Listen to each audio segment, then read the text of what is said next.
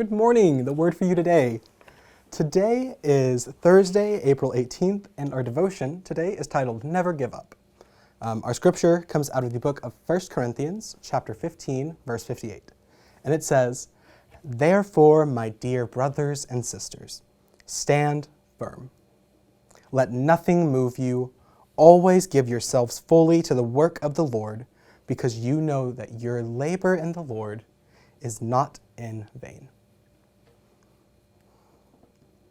Here recently, for those of you who don't know, I'm close to graduating college, and so in one of my classes, we have been really focusing on our capstone project.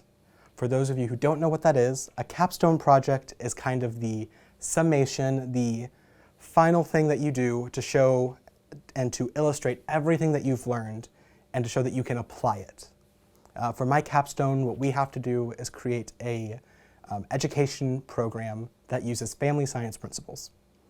It's a lot, and it has been probably about 90 to 100 hours worth of outside of class work. It's basically been an entire job in of itself, and it's been stressful. Now, I don't think it's a coincidence that I ended up getting this. God has a way of putting the passages in front of me that I need to hear on those days. And so I think this is one of those. Whenever we have huge undertakings in our life, it can be really tempting to just say, I'm done. It can be tempting for us to take a step back and say, this is too much, I'm overwhelmed, I'm not doing this. And it's okay to take a break. It's okay to have boundaries. But I know for me, I think sometimes I use I'm overwhelmed as a way to get out of doing something that I know is beneficial for me in the long run. Arguably, it is a good thing for me to finish my capstone project. Arguably, it's a good thing for me to finish school. But there's a part of me right now that really doesn't want to, that really wants to sit back and not do anything and just not worry about it. And that part is really tempting.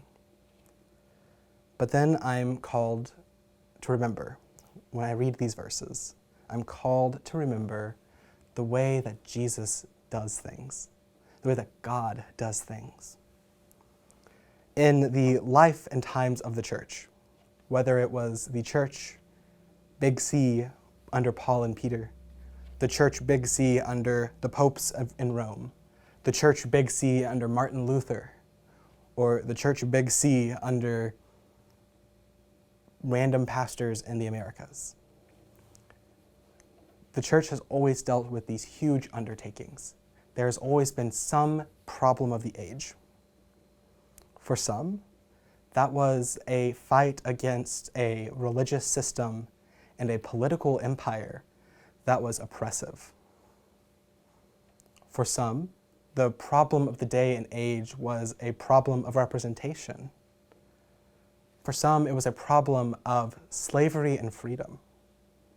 For some, it was a problem of equal rights, and what does that mean?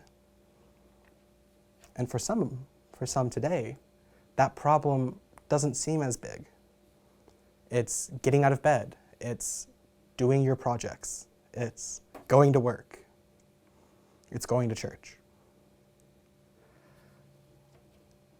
I think sometimes it's easy for us to read the Bible and say, yeah, God tells us to never give up, but he's only talking about the big events. He's only talking to the people who were being murdered on the streets. And yes, he absolutely was talking to them. But I think as well that God was also talking to Mason, who sits at his desk in his apartment and says, I am exhausted and I don't want to do my homework. I think that God, in saying don't give up, when God's saying persevere, I'm with you through every challenge, I think he's talking to the people who have experienced tremendous loss, who have lost important family members or loved ones. And I think he's also talking to the people who are having such a bad day that they don't want to get out of bed. I think when God tells us to never give up, not only is he talking to the person who is fighting a war against an invading army that seems absolutely hopeless. Fighting a war where a giant man is the enemy's main combatant. He's also talking to the little kid who is so frustrated that they're not understanding their math homework that they want to cry. When I read Never Give Up, yes, there's a spiritual message to it. Never give up in the face of the evil of the world.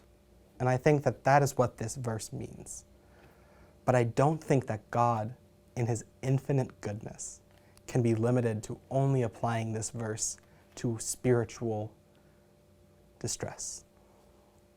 I think God, in his infinite goodness, calls us to never give up in the pursuit of bettering ourselves, in the pursuit of growing, in the pursuit of following his will. Whether it is by preaching in a place that is hostile, or whether it's by doing the math homework that is making you want to cry. Never give up. Because when we give up, we deny an ability, we deny an opportunity that God has given us to do great things in his name. Have a nice day.